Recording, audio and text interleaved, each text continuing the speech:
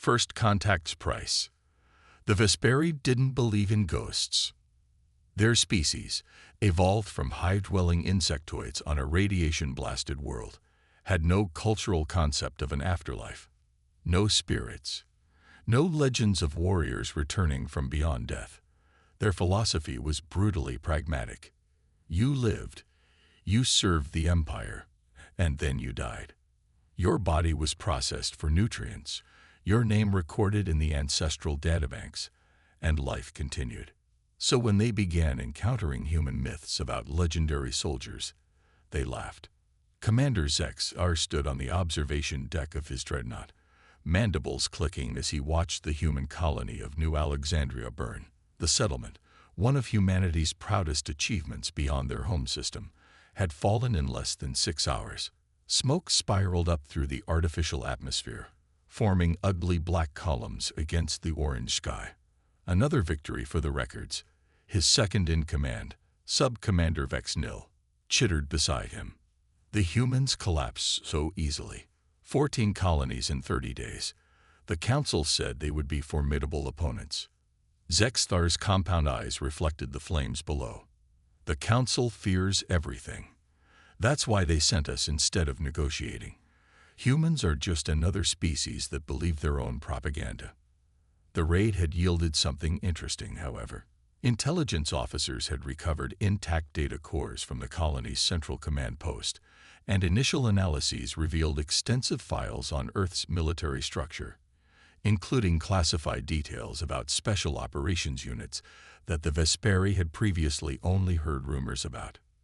The translation is complete, Commander, an officer reported, approaching with a data tablet. You may find this amusing. Zex-Star took the device, his chitinous fingers clicking against the screen as he scrolled through the information. The files detailed something called the Phantom Division, supposedly an elite human fighting force comprised of soldiers who had undergone extensive genetic modification and neural enhancements. According to the documents, these operatives could perform impossible feats, remaining invisible to most scanning technology, surviving in hostile environments without protective gear, moving faster than human physiology should allow. More human fairy tales, Zex-Star said dismissively, mandibles spreading in the Vesperi equivalent of a smile. They create these myths to frighten their enemies. A psychological tactic, nothing more. The documents claim these phantoms were responsible for the destruction of the Centauri mining fleet last year. Vex-Nil noted, the fleet we assumed was lost to a stellar anomaly. Coincidence, or perhaps the humans got lucky with conventional forces and attributed it to their imaginary super soldiers to build their legend. Zex-Star handed the tablet back. Gather these stories. They will amuse the Emperor when we present our victory. 3 days later, Zex-Star stood in the wreckage of Research Station Omega, a major human scientific outpost orbiting Europa. Unlike the colony on New Alexandria, this facility had been heavily defended, yet it too had fallen to the superior numbers and technology of the Vesperi fleet. The humans had fought desperately here, however, and the station's corridors were littered with bodies from both sides. Sweep completed, Commander, reported Security Chief Kazvex. No survivors detected. Zex-Star moved carefully through the debris-strewn laboratory that had once been the station's nerve center. Human blood, startlingly red against the sterile white surfaces, splattered the walls and pooled on the floor. His soldiers had been thorough, as always. What were they researching here? He asked, examining a damaged console. Unknown, Commander. Most systems were purged before we breached the final defenses, but we found this. The security chief held up a cracked data cube, standard human technology for storing classified information. Zex-Star took it, turning it over in his hands. Despite the damage, it might still contain recoverable data. Send it to analysis immediately, he ordered. A wet cough from behind a toppled server rack froze everyone in the room. Weapons were instantly raised as Zex-Star signaled for his soldiers to investigate. They dragged out a human female, a soldier based on her uniform, though most of it was now soaked with blood. Her face was pale, one arm hung at an unnatural angle, and a deep gash across her abdomen suggested she had only minutes to live. A survivor, Zexthar approached, curious. They rarely took prisoners, not because of Vesperi cruelty, but because humans typically fought to the death rather than surrender. "What is your designation, human?" The woman's eyes flickered open, revealing irises of startling blue against bloodshot whites. "Lieutenant Elara Reeves," she gasped, blood bubbling at the corner of her mouth. "Earth. Defense. Force." "Your defense was inadequate, Lieutenant Reeves," Zexthar said, crouching to examine her more closely. "Your station has fallen. Your comrades are dead. Soon, Earth itself will bow to the Vesperi Empire." To his surprise, the dying woman smiled. It was an unnerving expression, showing teeth in a way that reminded Zexthar that humans had evolved from predator species, not hive builders like his kind. "You think you've won something," she whispered. "You haven't. The evidence suggests otherwise." Zexthar gestured around the destroyed lab. "We wanted you to find this place," she continued, each word clearly causing her pain. "Had to make it look real." Zexthar's antennae twitched with irritation. "More human deception. You have lost this facility and everything in it. You found the files, didn't you?" Her smile widened, blood staining her teeth. "About the Phantom Division. You thought they were myths." Something cold slithered down Zexthar's spine, an unusual sensation for a species with an exoskeleton. "Your legends do not frighten us, human." "They're not legends." Lieutenant Reeves coughed violently, more blood spattering across her uniform. Her voice dropped to a whisper, forcing Zexthar to lean closer. "They're real. And now, they're hunting you." "Commander," interrupted Kaz Vex urgently. "We're picking up unusual energy readings from the station's core. Possible explosive device." Zexthar straightened immediately. "Evacuation protocol. All units return to ships immediately." In the chaos that followed, no one noticed when Lieutenant Reeves stopped breathing, the smile still frozen on her bloodied face. The Vesperi forces withdrew from the station in well-practiced haste, shuttles departing the docking bays just minutes before a catastrophic reactor failure reduced the entire facility to superheated debris. From the safety of his command ship, Zexthar watched the explosion through the viewscreen, a standard human last resort tactic. Destroy what you cannot defend. It meant nothing. And yet, the human's final words lingered in his mind. "They're real, and now they're hunting you." 3 cycles later, deep in the secured communications center of his flagship, Zexthar reviewed the analysis of the recovered data cube. Most of its contents had been corrupted in the battle, but fragments remained: personnel files, mission reports, training protocols, all relating to the so-called Phantom Division. "Is there any verification of this unit's existence beyond these documents?" he asked the intelligence officer. "Negative, Commander.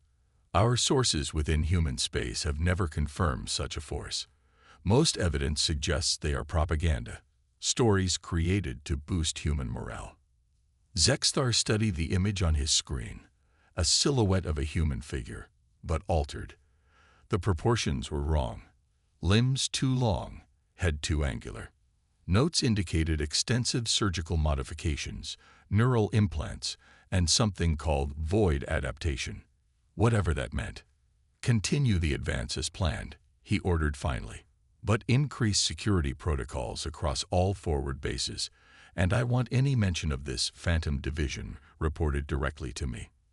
As the officer departed, Zexthar found himself remembering the dying smile of Lieutenant Elara Reeves. The Vesperi didn't believe in ghosts, but for the first time since the invasion began, Commander Zexthar felt something approximating what humans might call doubt. On the far side of the Jupiter system, a stealth transport moved silently through the void, its hull absorbing rather than reflecting light. Inside, 6 figures sat in meditation chambers, their bodies suspended in nutrient baths, their minds linked to ship systems through neural interfaces unlike anything standard human technology could achieve. They had no names, only designations.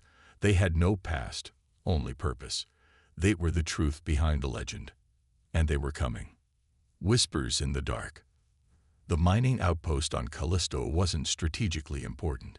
Just 50 Vesperi workers extracting ice and minerals, protected by a small security detachment.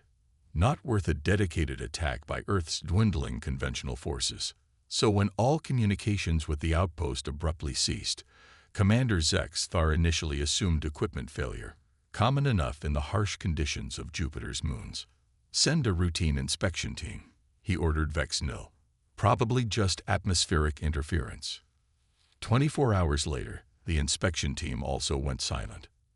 Zex-Thar dispatched a full combat unit this time, 30 elite soldiers with heavy weapons and atmospheric assault training. Their orders were simple: determine what happened at the outpost and re-establish Vesperi control. The combat unit landed on Callisto's icy surface without incident. Their initial reports described an unsettling scene. The outpost appeared intact but completely deserted. No signs of battle. No bodies. Just empty corridors and abandoned workstations, meals half-eaten in the mess hall, personal belongings still in crew quarters. It's as if they simply vanished, Commander, the unit leader reported. We found strange markings on some of the walls, symbols we can't identify. Possibly human language, but not any dialect in our translation database. Send visual, Zex-Thar ordered. The images that appeared on his screen made his antennae stiffen. Carved into metal walls were 3 simple numerals, 0 to 47. Before he could respond, screaming erupted over the comms channel. Weapons fire, the sound of something heavy crashing. Then silence. Report. Unit leader, report immediately, Zex-Thar demanded. Nothing but static answered him. 3 outposts fell in similar fashion over the next week. No warnings, no distress signals, no survivors, just silence, and in each case, those same 3 numerals left behind. The Vesperi High Command demanded explanations. Zex-Thar had none to give them. His invasion, so flawlessly executed until now, was developing complications he couldn't explain. He ordered increased security at all installations, doubled patrols, and enhanced scanning protocols. It changed nothing. There are rumors spreading among the lower ranks, Vex-Nil reported during a private briefing. Talk of human ghosts, invisible warriors. Some refuse to go on patrol without religious talismans from the homeworld. Superstition, Zex-Thar snapped, unbecoming of Imperial soldiers. Perhaps, Vex-Nil's antennae twitched hesitantly. But I've reviewed all available data, Commander. Whatever is happening doesn't match known human military capabilities. Their conventional forces are accounted for. Their remaining fleet couldn't penetrate our defensive perimeter undetected. Then what exactly are you suggesting? That perhaps the human was telling the truth about this phantom division. Zex-Thar nearly struck his second-in-command for the suggestion, but the data cube recovered from Research Station Omega lay heavy in his thoughts. He had studied its contents obsessively in recent days, trying to separate fact from obvious fiction. The documents described a program initiated 15 years earlier, after humanity's disastrous first contact with the Arcturian Collective, another spacefaring species that had nearly eradicated Earth before a tenuous peace was established. The experience had taught human leaders a harsh lesson. Despite their technological advances, they remained vulnerable in a galaxy filled with older, more powerful civilizations. Conventional military development wouldn't be enough. They needed something else. Enter Project Phantom, a black-budget initiative combining genetic modification, experimental cybernetics, and neural enhancement techniques banned by Earth's own laws. The subjects were volunteers of a sort. Terminally ill patients, convicted criminals offered commutation, soldiers catastrophically injured in the Arcturian War, and a few true believers willing to sacrifice their humanity for Earth's protection. The procedures were brutal. Only 1 in 20 candidates survived the full transformation process. Those who did emerged as something no longer fully human, stronger, faster, capable of interfacing directly with advanced technology, able to survive in environments that would kill normal humans in seconds. But most disturbing were the psychological modifications, emotion suppressors, pain inhibitors, memory alterations. The documents euphemistically called it focused loyalty programming. But even Zexthar recognized it for what it was: the systematic destruction of individuality, creating perfect living weapons loyal only to their directive. If such soldiers actually existed, they would be unlike any enemy the Vesperi had ever faced. But could humans really have created such aberrations, or was it all an elaborate ruse? Increase security at all remaining outposts, Zexthar finally ordered. Triple the guard rotations, enhance sensor suites, and implement code verification for all personnel. Whatever is happening, we will not be taken by surprise again. But they were. 3 days later, the command center of Vesperi Forward Base Alpha, a fortified position on Ganymede serving as coordination hub for all operations in the outer solar system, received a transmission on all frequencies. It lasted only 3 seconds, a brief burst of static followed by a woman's voice reciting 3 words: "We are coming." 6 hours later, Forward Base Alpha went dark. 5,000 Vesperi soldiers, 200 support staff, and an entire command structure gone. When recovery teams finally reached the base, they found no bodies, just empty corridors, abandoned weapons, and those same 3 numerals carved into the command center's main view screen: 0247. The fear that swept through Vesperi ranks could no longer be contained. Soldiers requested transfers back to the fleet. Supply crews refused to make deliveries to outlying posts. For the first time in the history of the Empire, desertion cases were reported. Zexthar, desperate to maintain control, ordered the execution of 3 officers who had abandoned their posts. It did nothing to stem the tide of panic. In his private quarters, he reviewed security footage from Forward Base Alpha's final hours. Most recordings showed nothing unusual: routine activities, normal patrols, ordinary operations, until 200 hours, when the base's power grid experienced a 3-second fluctuation. When the lights came back on, something had changed. The footage showed Vesperi soldiers reacting to things that weren't visible on camera, firing at empty corridors, backing away from vacant doorways, fleeing from nothing perceptible. In the command center, officers drew weapons against invisible threats. Then, for just 1 frame, either a glitch or something impossible, a figure appeared, humanoid but wrong somehow. Too tall, too thin, helmet fused to what might have been a pressure suit, but unlike any human design Zexthar had ever seen. In the figure's hand was something that resembled a standard human weapon, but modified extensively. Then the figure vanished, and seconds later, the entire feed cut to static. Zexthar played that single frame over and over, enhanced it, analyzed it, compared it to the fragmentary designs he'd found in the data cube. It matched. For the first time in his military career, Commander Zexthar of the Vesperi Imperial Fleet felt true fear, not concern, not caution, but primitive, instinctual fear, the kind his ancestors had felt when predators approached their hive in the ancient days before civilization. The human woman had told the truth. The Phantom Division was real, and they were hunting his people. Shadows emerge. Aboard the Vesperi flagship Eternal Dominion, an emergency war council gathered. Holographic displays showed the rapidly deteriorating situation across the conquered territories. Red indicators representing lost outposts, yellow for compromised communications, blue for remaining secure facilities. Fewer each day. "This is unacceptable," snarled Fleet Admiral Kesmore, his iridescent carapace reflecting the harsh lighting of the command deck. "Commander Zexthar, you assured us that human resistance would be minimal after their outer colonies fell." Zexthar kept his posture rigid, antennae carefully neutral despite the criticism. The situation has evolved. Admiral, we are facing an unexpected threat. Ghosts, phantoms. The Admiral's mandibles clicked in derision. You expect the High Command to believe humans have developed invisible soldiers.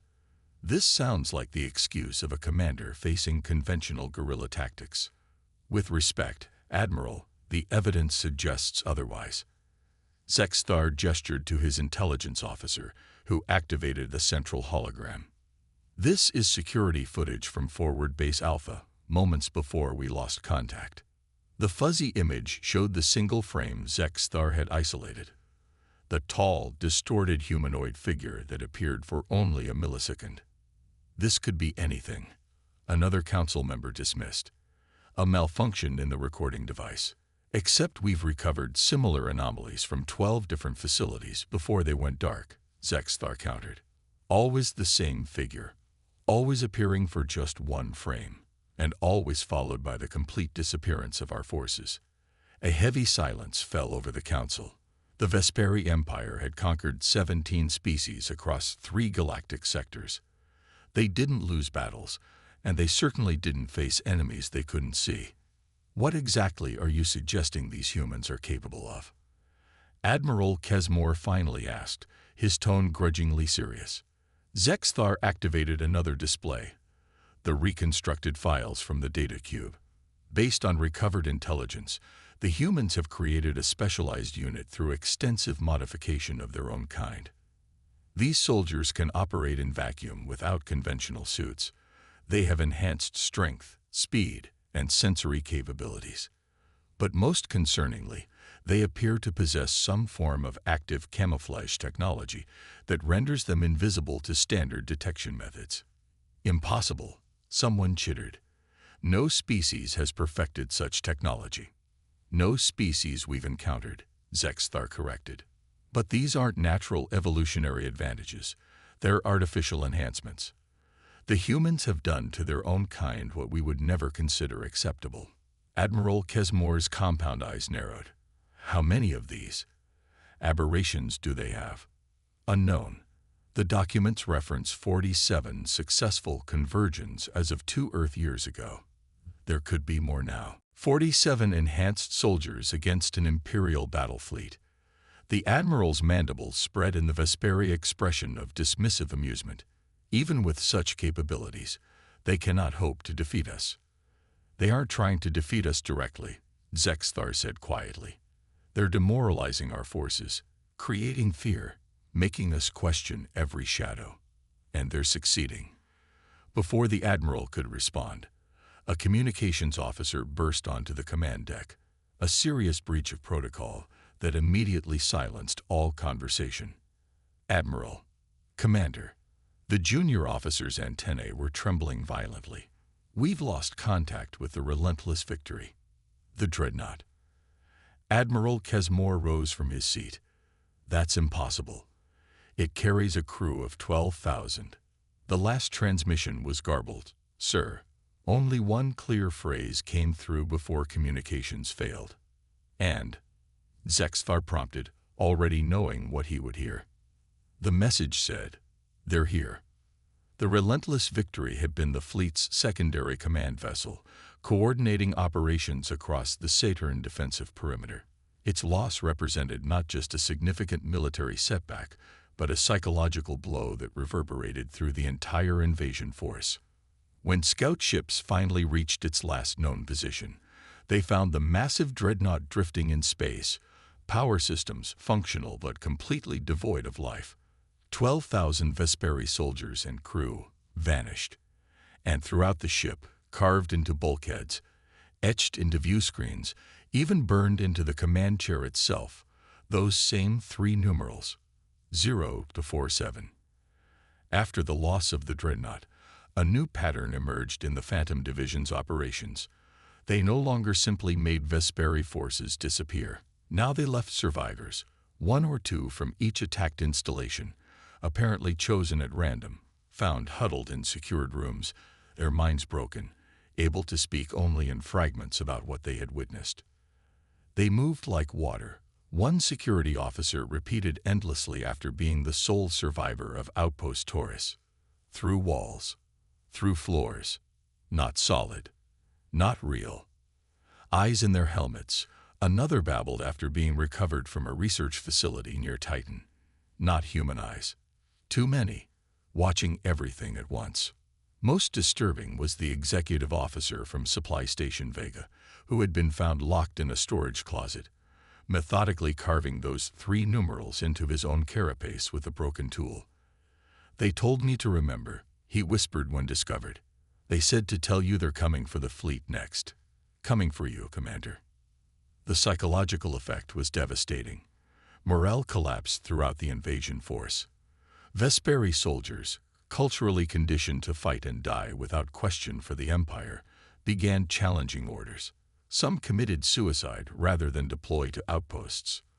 Others reported seeing shadows move where no shadows should exist. Zexthar, whose confidence had once been unshakable, found himself jumping at unexpected sounds, checking corners before entering rooms, sleeping with lights at full brightness. The Phantom Division had achieved something no enemy had ever accomplished before. They had made the Vesperi afraid. In desperation, he proposed a radical strategy to Admiral Kesmore and the War Council. "We must withdraw all forward positions," he argued. "Consolidate our forces at these 3 defensive points." He indicated locations on the tactical display. "Abandon the smaller outposts entirely. Give them nothing to hunt. Retreat." The Admiral's antennae vibrated with outrage. "The Empire does not retreat. The Empire has never faced an enemy like this before," Zexthar countered. "We're losing ships and soldiers to an adversary we cannot effectively fight. Each lost position strengthens their legend among our troops. We must adapt." After heated debate, a compromise was reached. The Vesperi would maintain their primary forward base on Titan, heavily reinforced with additional troops and enhanced security systems, while withdrawing from more vulnerable positions. The combined force would be formidable. 20,000 troops, defensive emplacements, continuous sensor sweeps, and enough firepower to repel any conventional attack. "We will make this their graveyard," Admiral Kesmore declared. "If these phantoms are real, they will find no shadows to hide in. Every centimeter will be monitored, every approach guarded. And when they come, as they must, we will finally see what these human myths are truly made of." Zexthar wasn't so confident. Something about the Phantom's methodical progression through Vesperi territories suggested not just tactical brilliance, but a deeper strategy. Why leave survivors to spread fear?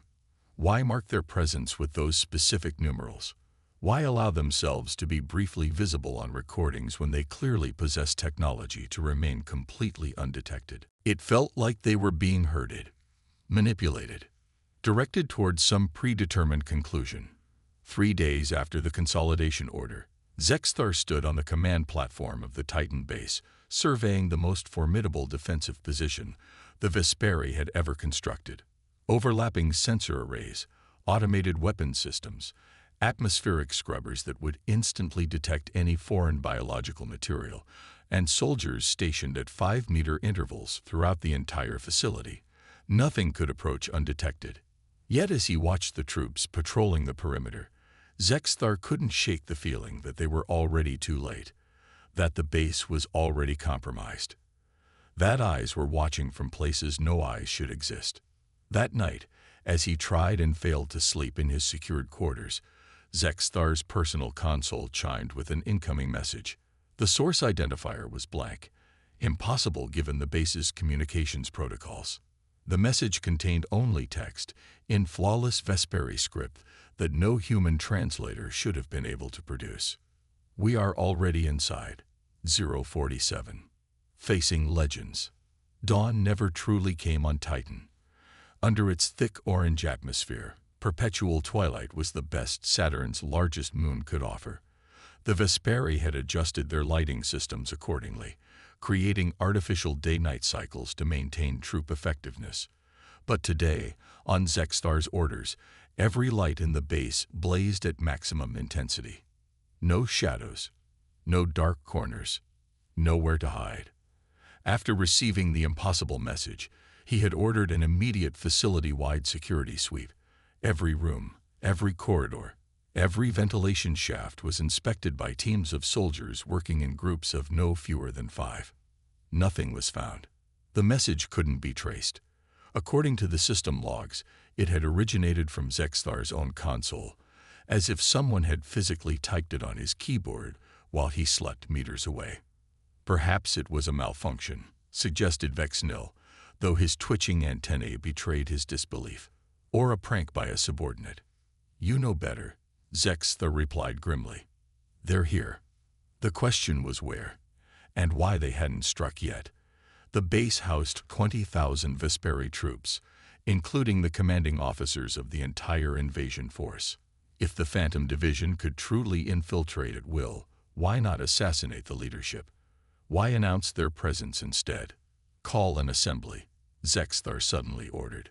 All senior officers, Central Command Hall. 1 hour.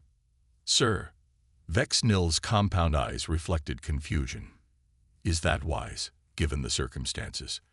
They want us afraid, scattered, looking over our shoulders. I will not give them that satisfaction. The Central Command Hall, a cavernous space capable of holding 500 officers, was packed to capacity an hour later. Zexthar stood on the raised platform, surveying the assembled leadership of the Vesperi invasion force. Admiral Kesmore sat in the front row, mandibles clicking impatiently. By now you have all heard the rumors, Zexthar began without preamble. Stories of human phantoms infiltrating our bases, making our soldiers disappear, leaving only their mark behind. Some of you believe these tales. Others dismissed them as exaggerations. He activated the holographic display, showing the lone figure captured on security footage. The truth is somewhere between. The humans have indeed created enhanced soldiers through methods that violate natural law. These operatives possess capabilities beyond normal human limits and technology that allows them limited invisibility to our sensors. Murmurs rippled through the assembly. However, Zexthar continued firmly. They are not ghosts. They are not invincible. They are flesh and blood, and they can be killed. What they have accomplished has been through fear and misdirection, primitive psychological warfare that has proven effective only because we allowed it to be. Admiral Kesmore nodded approvingly. We have consolidated our forces at this location for one purpose: to draw these phantoms into a direct confrontation where their advantages will be neutralized. Every centimeter of this facility is monitored. Every approach is guarded. We have established the perfect trap. And when they come, the lights went out. Total darkness engulfed the command hall. Emergency generators should have activated immediately, but they remained silent. Confused voices rose in the blackness, growing more urgent as seconds passed without restoration of power. Remain calm, Zexthar shouted above the rising panic. Security protocols. A single spotlight suddenly activated, illuminating the center of the stage where Zexthar stood. Except he was no longer alone. A figure stood beside him, tall, impossibly thin, encased in armor that seemed to absorb rather than reflect the light. The helmet was featureless except for a narrow visor that glowed with soft blue light. No weapons were visible, but the figure's mere presence radiated lethal capability. The assembly froze in collective shock. This close, the differences from standard human physiology were obvious. Proportions elongated, joints articulated unnaturally, the entire form suggesting extensive modification beyond what should have been survivable. Phantom, Zexthar whispered, mandibles rigid with terror. The figure turned slightly towards him, head tilting at an angle that no natural neck should permit. When it spoke, the voice was modulated but unmistakably female, calm, almost conversational. Commander Zexthar, you've been expecting us. Before anyone could react, more spotlights activated throughout the hall, each revealing another figure, identical in armor, but varying in height and build. 5 in total, positioned strategically around the room's perimeter. Security teams. Admiral Kesmore surged to his feet. Attack. But the doors remained sealed. Communication devices yielded only static. The 500 most senior officers of the Vesperi invasion force were completely isolated. Your security teams can't hear you, the Phantom beside Zexthar explained. This room is temporarily disconnected from the rest of your base. What do you want? Zexthar managed to ask, forcing his voice to remain steady. To deliver a message, one your Emperor needs to hear. At some unseen signal, the other Phantoms moved in perfect synchronization, each approaching the nearest Vesperi officers. Despite their fear, years of military training kicked in. Several officers drew sidearms and fired. The energy bolts passed harmlessly through the Phantoms, as if they were mere holograms. Primitive projection technology, Admiral Kesmore snarled, regaining some confidence. These aren't real. The Phantom beside Zexthar turned to face the Admiral. Are you certain, Admiral Kesmore?